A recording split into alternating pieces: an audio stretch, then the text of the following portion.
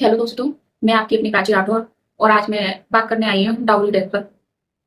भारत की अभी फिलहाल 1 वीक के अंदर 2 बेटियां जो डाउरी डेथ का शिकार हो गई हैं। एक ट्विसा शर्मा 33 ईयर ओल्ड लड़की थी, जिसे दहेज की वजह से मार दिया गया, और एक दीपिका नागर 25 ईयर ओल्ड की लड़की, उसे भी दहेज की वजह से मार दिया गया।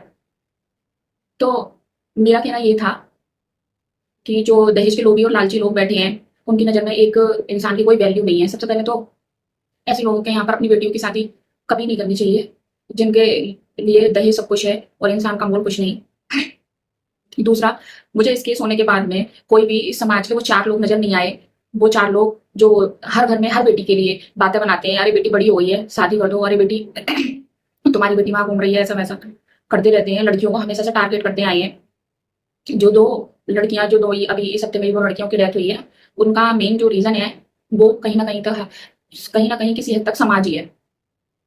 क्योंकि हमारे समाज द्वारा आज भी महिलाओं को बहुत ही नीची दृष्टि से देखा जाता है। अब जो समाज के 4 लोग हैं, अब वो क्यों नहीं आए? आना चाहिए था ना, बोलना चाहिए। क्योंकि अगर किसी की बेटी घर में है, तब वो बहुत ज़्यादा बोलते हैं। और ऐसा भी नहीं था कि वो लड़कियाँ पढ़ी लिखी नहीं थी या इंडिपेंडेंट नहीं थी। दोनों लड़कियाँ बहुत ही काबिल थी अपने आप में और इंडिपेंडेंट भी थे। अच्छे खासे परिवार से बिलॉन्ग करती थी और बहुत ही अच्छे घर में उनकी शादी भी हुई थी। वो एक अच्छा घर जो समाज की निगाह से अच्छा था और लड़की की फैमिली की निगाह से अच्छा था। क्योंकि एक फैमिली वाले जब शादी करने जाते हैं, वो अपनी बेटी की खुशी नहीं देखते। उनके लिए सबसे ज़्यादा इम्पोर्टेंट लड़के की रईसी, लड़के के परिवार का बैकग्राउंड, रिच फैमिली। क्या हुआ, लड़की की शादी करी तो थी बहुत ही अच्छे घर में और काफ़ी पैसे वाले लोग भी थे। फिर ऐसा क्या हो गया कि 2 लड़कियों की डेथ हो गई। और ऐसे केस आज नहीं हुए, समाज में ऐसे केस लगातार होते ही चले आ रहे हैं। क्योंकि भारत देश में जो पुरुष प्रधानता है और जो रूढ़िवादी सोच है, वो कभी बदलने वाली नहीं है, और बेटियों की जो मौत है, वो भी कभी रुकने वाली है नहीं। अभी हाल-फिलहाल में 2 केस हुए हैं और ये बहुत ज़्यादा चर्चा में है और लोग बहुत ज़्यादा बोल भी रहे हैं। लेकिन क्या होगा, आज है और 2-3 दिन बाद दोनों ये केस ठंडे हो जाएँगे और फिर कोई कुछ नहीं बोलेगा और फिर से वही चीज़ें समाज में होती रहेंगी और लोग अपनी मनमानी करते रहेंगे। अंकल ने बोला था कि उन्होंने अपनी बेटी की शादी में 1 करोड़ रुपए खर्च करा था, 1 करोड़ रुपए की शादी करी थी। काश कि 1 करोड़ रुपए शादी में ना खर्च करके आपने अपनी बेटी की ऊपर लगाया होता, उसे इतना काबिल और बना दिया होता, उसकी शादी ना करते तो शायद उनकी बेटी उनके बीच में होती। आजकल जब घर में बेटी पैदा होती है, तो उसके जन्म से लेके ही घर में उसकी शादी के लिए पैसा इकट्ठा होना स्टार्ट हो जाता है। बेटी का जन्म हुआ तो उसके फ्यूचर के बारे में और उसकी पढ़ाई-लिखाई और उसकी सक्सेस के बारे में कोई नहीं सोचता। सब सोचते हैं केवल शादी के लिए। बेटी पैदा हुई है और पैसा जोड़ना स्टार्ट कर दिया।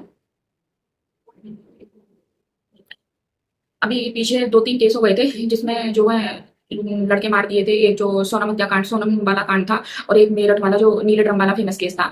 तब समाज के जो चंद 4 लोग हैं, वो आके खूब हल्ला-गुल्ला कर रहे थे कि सरकार को कानून बनाना चाहिए, लड़कों के लिए भी कानून बनाना चाहिए। बेटियाँ तो बहुत बचा ली हैं, बेटों को बचाना चाहिए। तो मेरी उनसे भी ये वाली बात है कि बेटे तो थोड़े ही मरे थे, 2-4 मरे थे, तब इतना ज़्यादा शोर-शराबा, हल्ला-गुल्ला हो गया कि बेटों के लिए कानून बनना चाहिए। लेकिन लड़कियाँ और बहुएँ, बेटियाँ तो सदियों से पिटती-उटती चली आ रही हैं हर घर में और मरती चली आ रही हैं। तब तो ये 4 लोग कभी नहीं बोलते। बोलते हैं बस थोड़े टाइम के लिए और उसके बाद में फिर वैसे ही चला जाता है। फिर वैसे ही सारी चीज़ें चलती हैं। ये जो 2 लड़कियाँ मरी हैं, ये भी तो किसकी वजह से मरी हैं? पुरुष प्रधानता और नीच सोच और गिरी हुई मेंटालिटी, इसकी वजह से। मेरा हर लड़की से यही कहना है, पढ़ो लिखो, इंडिपेंडेंट बनो। तुम्हारी रक्षा करने के लिए कोई नहीं आएगा, ना समाज, ना परिवार, ना कोई सरकार और ना ही कोई कानून।